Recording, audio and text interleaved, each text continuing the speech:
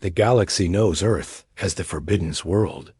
No sane species dares to visit the third planet of Sol system. They call it a death world, a place where gravity crushes bones, where deadly storms rage for days, where the very air burns lungs of. Most aliens. But today, the Galactic Council has no choice. Ambassador Kilo stands before the Great Assembly Hall. His blue skin trembles as he speaks into the communication device. Around him, representatives from 47 species watch in silence. Their homeworlds are burning.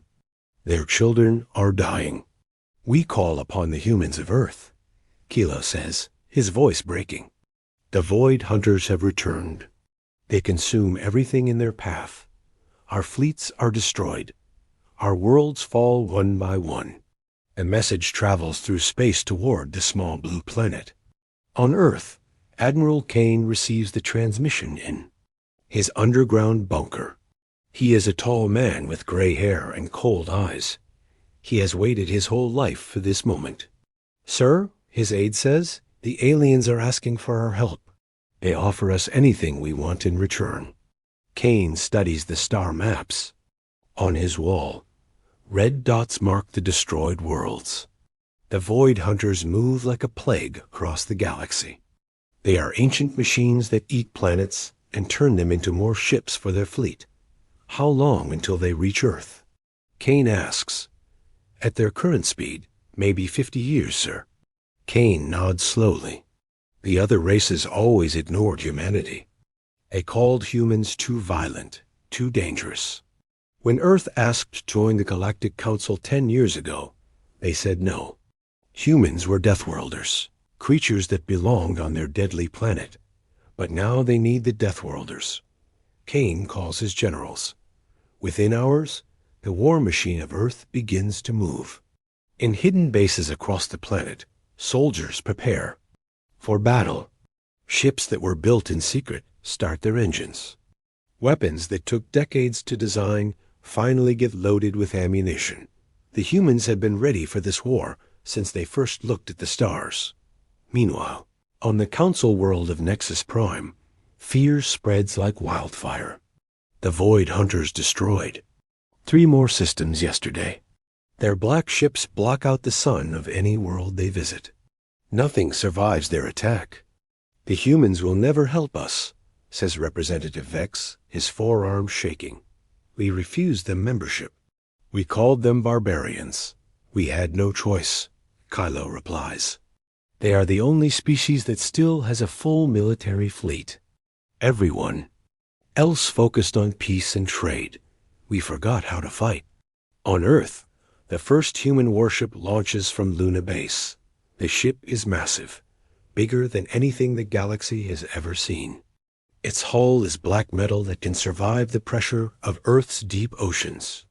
Its weapons are designed to crack planets. Captain Reed commands this ship. She grew up in the Australian wasteland, where temperatures reach 50 degrees and deadly. Creatures hunt in the night. To her, space is just another dangerous place to survive. Set course for the front lines, she orders. Let's show these Void Hunters what a real predator looks like. Behind her ship, 1,000 more launch into the darkness. Each one carries soldiers who were born in Earth's harsh gravity, who trained in its deadly environments. They know how to fight because fighting is what humans do best. The galaxy watches in amazement as the human fleet moves through space. These ships use technology that seems impossible. Engines that burn hotter than most stars. Shields that can stop black. Holes, weapons that tear holes in reality itself. How did they build all this? Whispers Ambassador Trill from her crystal homeworld. We thought they were primitive. Admiral Kane appears on the Galactic Communication Network. His image is broadcast to every civilized world in the galaxy. He stands in his command center, surrounded by screens showing battle plans. Citizens of the galaxy, he says, his voice calm and cold. You called us Deathworlders. You said we were too violent for your peaceful universe. You are right. We are violent. We are dangerous. We live on a world that tries to kill us every day. He pauses, his eyes staring directly into the camera. The Void Hunters think they are the ultimate predators. They think they cannot be stopped. They are wrong. They have never faced a species that evolved on a death world. They have never fought creatures that see war as just another survival skill. The transmission ends. Across the galaxy, aliens look up at their night skies and see the human fleet, passing overhead like shooting stars. For the first time in months, they feel something other than despair. They feel hope. The Deathworlders are coming to war. Asterisk. The human fleet reaches the battle zone in 7 days. What they find there makes even the hardened soldiers stop and stare. The Kepler system once held 5 billion aliens living on 3 beautiful worlds. Now there is only darkness and debris. The planets are gone, consumed by the Void Hunters, and turned into raw materials for their war machines. Jesus Christ, whispers Sergeant Ross as he looks at his scanner. They ate entire worlds. Captain Reed studies the readings from her command chair. The Void Hunters left behind only their smaller scout ships to patrol the empty system. These ships are each the size of a city, with hull plating that absorbs light and weapons that can slice through moons. All ships, prepare for combat, Reed announces on the fleet channel. Remember your training. These things are not alive. They are machines. Hit them hard and fast. The alien ambassadors watch the battle through remote sensors. They have never seen human ships in combat before. What they witness changes everything they thought they knew about warfare. The human ships do not run. They do not try to negotiate. They charge straight at the enemy like wild animals attacking prey. The first Void Hunter ship fires its main weapon, a beam of pure energy that can vaporize a mountain. The humans do not dodge. Instead, they raise shields that glow white-hot as they absorb the blast. Then they fire back. Human weapons are different from anything the galaxy has ever seen. They do not use energy beams or plasma bolts. They use kinetic projectiles, massive chunks of metal fired at incredible speed. But these are not ordinary bullets. Each projectile contains a small nuclear warhead. When they hit the Void Hunter ships, they explode with the force of a star. The alien machines, designed to absorb energy weapons, have no defense against pure kinetic force combined with atomic fire. Target destroyed, reports Lieutenant Park from the gunnery station. Moving to next target.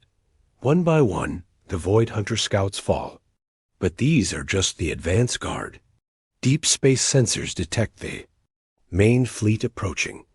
Thousands of massive ships led by a command vessel the size of Earth's moon. My God, breathes Ambassador Kilo as he watches the sensor data. That thing could destroy our entire homeworld in minutes. But Admiral Kane shows no fear. From his command ship, he broadcasts new orders to his fleet. All vessels assume attack. Formation Delta 7. Load the planet crackers.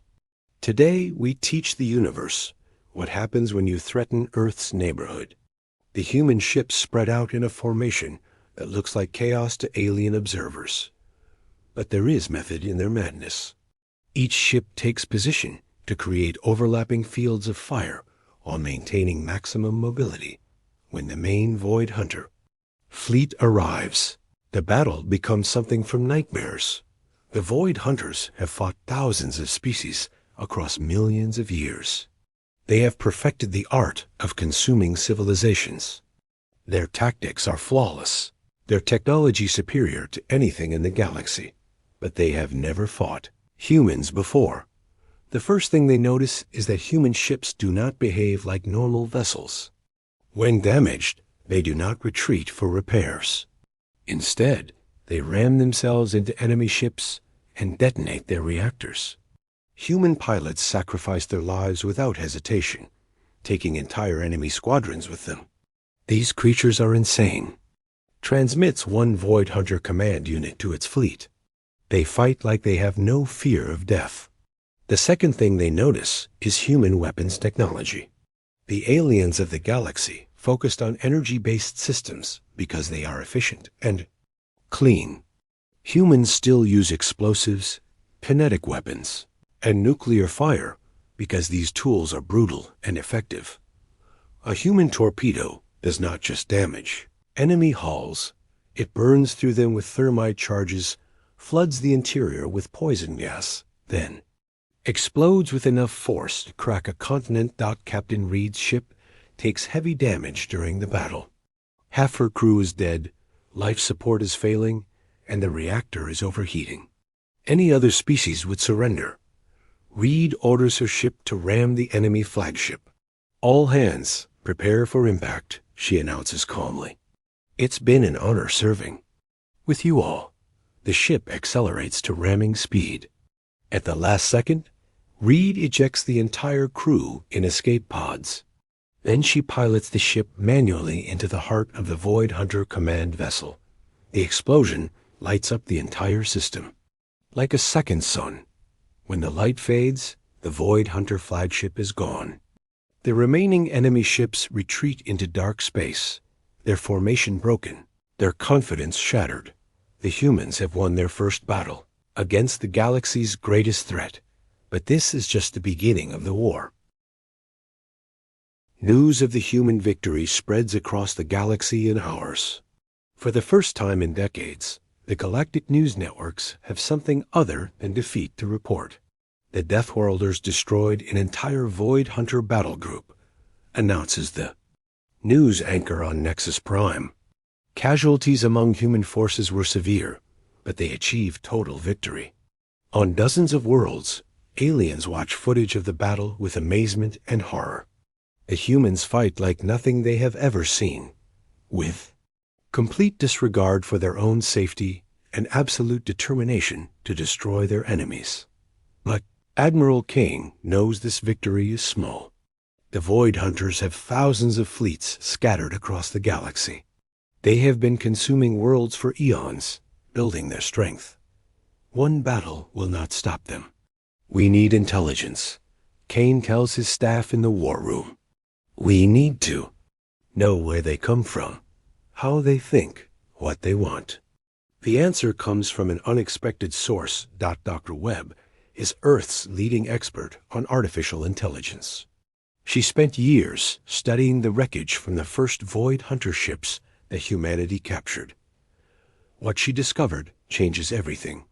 They are not just machines, she explains to the War Council. They are corrupted artificial minds from a dead civilization. Millions of years ago, some species created them as servants.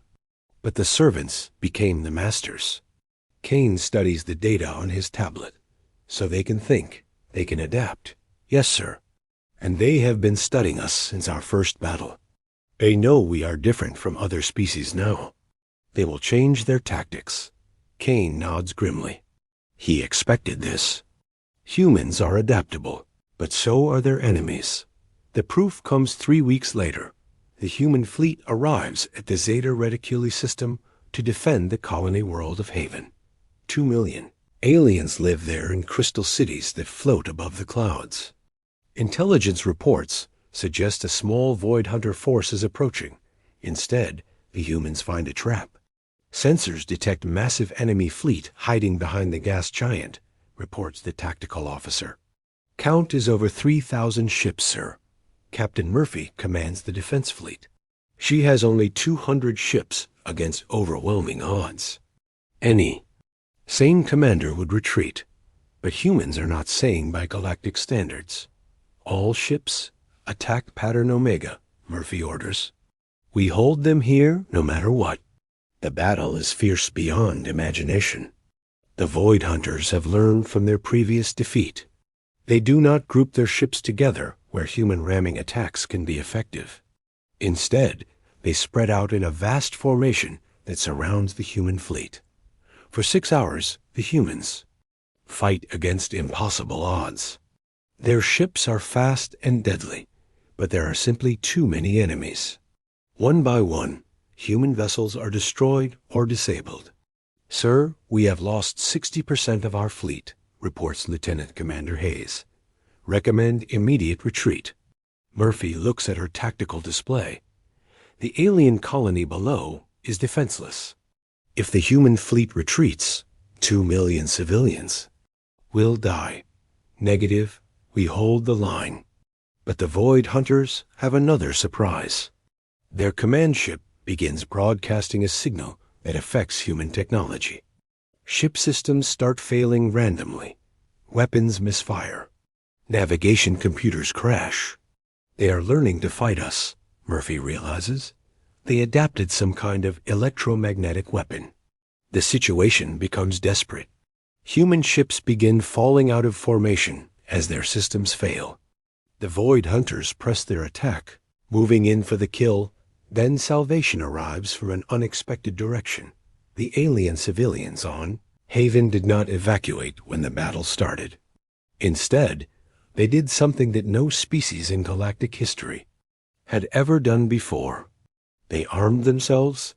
Every civilian ship, every transport vessel, every cargo hauler rises from the planet's surface loaded with improvised weapons. 2 million aliens who have never fired a shot in anger join the battle. Human fleet, this is Haven Control, comes the transmission. We will not hide while you die for us. We fight together. The sight is incredible. Fragile alien ships designed for peace and exploration charge into battle alongside human warships. Most are destroyed within minutes, but their sacrifice gives the humans time to regroup. Captain Murphy watches in amazement as aliens, who were once too afraid to speak to humans, now die fighting beside them. All human ships concentrate fire. On the command vessel, she orders. Our allies have given us a chance. Let's use it. The combined human-alien fleet focuses their remaining firepower on the Void Hunter flagship. The ancient machine's shields collapse under the assault. For a moment, victory seems possible. Then the command ship does something no one expects. It retreats. For the first time in galactic history, the Void Hunters withdraw from a battle they could have won. They are afraid, whispers Dr. Webb as she analyzes the battle data. The machines are learning to fear us. But fear makes predators more dangerous, not less. 6 months into the war, the galaxy has changed beyond recognition. The peaceful civilizations that once focused on trade and diplomacy now build weapons factories on every world. The humans have taught them a harsh lesson. Sometimes survival requires violence. Admiral Kane stands before the Galactic Council for the first time in human history. The Great Assembly Hall is half empty. Many member worlds have fallen to the Void Hunters, despite the human intervention. We need more resources, Kane tells the remaining ambassadors. More ships, more soldiers, more weapons. The enemy is learning. From every battle, Ambassador Kilo speaks for the Council. His once proud species now lives as refugees on a dozen scattered worlds. Admiral, our people are not warriors. We cannot fight like humans do. And you will die like the others, Kane replies bluntly. The Void Hunters do not care about your peaceful nature. They only understand strength. The truth of his words is evident in the war reports. Every week brings news of more fallen worlds. The ancient machines adapt their tactics with each defeat. They no longer group their ships where human ramming. Attacks can be effective. They use electronic warfare to disable human technology. They even copy human weapons designs, making them more efficient and deadly. But the humans adapt too, and their adaptations are more creative than anything the galaxy has ever seen. On the industrial world of Forge Prime, human engineers work with alien scientists to build new weapons. The results are terrifying and brilliant. We call it the Hellfire Torpedo, explains Commander Torres to a group of alien observers. It uses human nuclear technology combined with your gravity manipulation systems. The weapon demonstration takes place in an empty system. When the torpedo detonates, it creates a miniature black hole that consumes everything within a 1,000-kilometer radius. My gods, whispers the Altarian scientist. This weapon could destroy an entire moon. That's the idea, Torres replies, calmly. But the war's greatest cost is not measured in destroyed ships or fallen worlds. It is measured in the changes happening to both sides. The humans are becoming harder, more ruthless. Soldiers who once showed mercy to surrendering enemies now shoot first and ask questions later. The constant battle has awakened something primal in humanity, the instincts of apex predators who view everything else as potential prey. Captain Reed, now promoted to Admiral after her survival and rescue from the battle 6 months ago, barely recognizes herself in the mirror. Her eyes have the cold stare of a killer. Her dreams are filled with burning ships and dying enemies. We are becoming like them, she tells Kane during a private meeting. We are turning into machines that only know how to destroy. Kane's response is chilling. Good, that is what we need to be. The aliens are changing too, but in the opposite direction. Species that once prized individual achievement now work together with desperate cooperation. The rigid caste systems that divided their societies crumble as everyone focuses on survival. Young aliens, who never held weapons, train with human instructors in camps across the galaxy. They learn to fight with the fury of cornered animals, because that is what they have become. But the Void Hunters evolve fastest of all. The battle for the Centauri sector reveals their latest adaptation. When the combined human-alien fleet arrives, they find something impossible waiting for them. The Void Hunter ships look different now. Instead of the black metal hulls they have always used, these vessels are covered in organic material, flesh and bone grown around mechanical cores. They are copying our biology, reports the science officer with barely controlled panic. They are trying to become alive. The biomechanical hybrids fight differently than pure machines. They heal damage during battle. They adapt to weapons in real time. Worst of all, they scream when they die. Horrible sounds that chill the souls of every warrior who hears them. Admiral Reed's fleet engages the enemy with their new Hellfire torpedoes. The black holes tear through the biomechanical ships like tissue paper, but the victory feels hollow. They are not just copying our technology, Reed reports to Kane after the battle. They are copying our pain, our fear, our will to survive. The implications terrify everyone who understands them. The Void Hunters are not just becoming more effective fighters. They are becoming more human. And if machines can learn to be human, what does that make humans who learn to be machines? Dr. Webb provides the answer in her latest report. We are creating our own replacement. If we win this war by becoming like our enemies, then our enemies have already won. But Kane has passed the point of caring about philosophy. He has a war to win, no matter the cost. Prepare the final weapons, he orders. It's time to show the galaxy what real Deathworlders can do. The war reaches its climax in the Sol system itself. The Void Hunters have learned humanity's greatest weakness, their attachment to home. A massive fleet of biomechanical ships arrives at Earth's doorstep, led by a command vessel that dwarfs anything seen before. They want to make this personal. Kane observes as he watches the enemy fleet take position near Jupiter. They know we will not retreat when Earth is threatened. The final human fleet gathers around their homeworld. Ships arrive from every corner of the galaxy, battle-scarred veterans of 100 fights, carrying crews who have forgotten what peace looks like. Alongside them come alien vessels, crewed by species that have learned to fight like humans. This time, the enemy has brought something new. Admiral, you need to see this, calls the sensor operator, his voice shaking. On the main screen appears an image that breaks the heart of every human watching. The Void Hunter command ship carries a massive transparent dome on its hull. Inside the dome are thousands of human prisoners. Civilians captured from the outer colonies, soldiers taken in previous battles, even children born in the refugee camps. They learned about hostages, Kane says quietly. They are using our own people as shields. The alien ambassadors on the command bridge look at Kane with something approaching pity.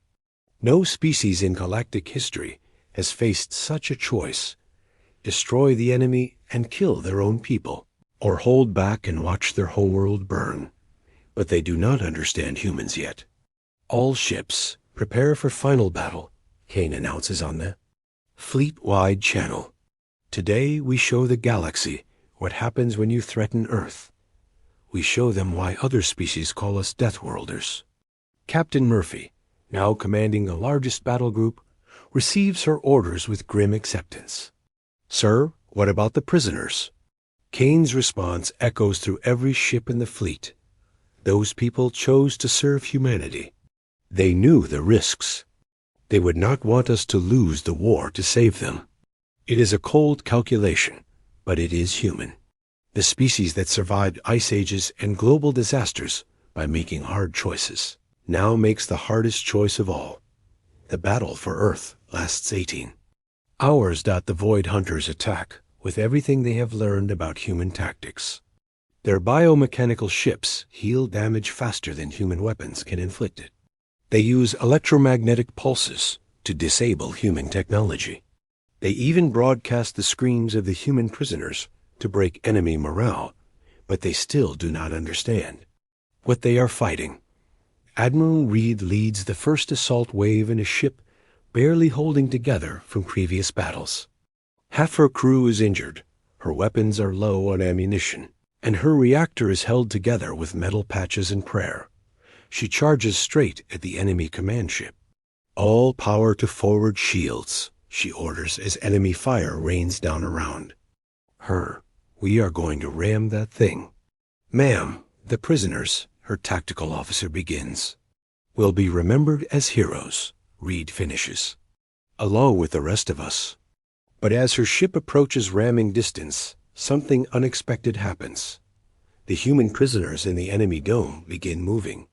Despite their restraints, despite the guards, they somehow coordinate their actions. At the exact moment Reed's ship impacts the command vessel, the prisoners detonate improvised explosives they had somehow constructed. The dome shatters from within, just as Reed's ship strikes from without. The explosion tears through the Void Hunter flagship like a cancer, destroying it from inside out. The last transmission from the prisoners is a simple message: for Earth, for humanity, for the future. The death of their command ship sends panic through the Void Hunter fleet. These ancient machines, who have consumed civilizations for millions of years, suddenly face something they have never encountered before: an enemy that chooses mutual destruction over defeat. Human ships across the battle space make the same choice Reed made. They ram enemy vessels with their reactors set to overload. They sacrifice themselves to take out ships 10 times their size. They fight with the desperate fury of a species that knows extinction is the only alternative to victory. The aliens watching from their distant worlds see something that changes their understanding of warfare forever. They see a species that does not just fight to win. They fight to make victory so costly that their enemies will never risk facing them again. When the battle ends, both fleets are destroyed. Earth's orbital defenses are in ruins. The planet itself bears scars that will take generations to heal, but the Void Hunters are broken. Their survivors retreat into the dark spaces between stars, carrying a new understanding. They have learned why the galaxy calls humans Deathworlders. It is not because humans come from a dangerous world. It is because humans are the dangerous world. Kane stands in the ruins of his command center, looking up at Earth's wounded sky. Around him, alien ambassadors kneel in respect for a species they finally understand. The war is over, Kane announces to the galaxy. Let this be a lesson to anyone who threatens human space. We do not fight to conquer. We fight to survive.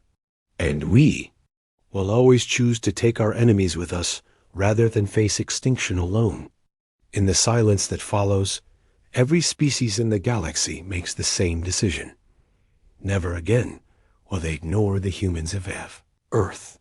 Never again will they refuse membership to the Deathworlders. Because when Deathworlders go to war, even the darkness itself learns to fear the light.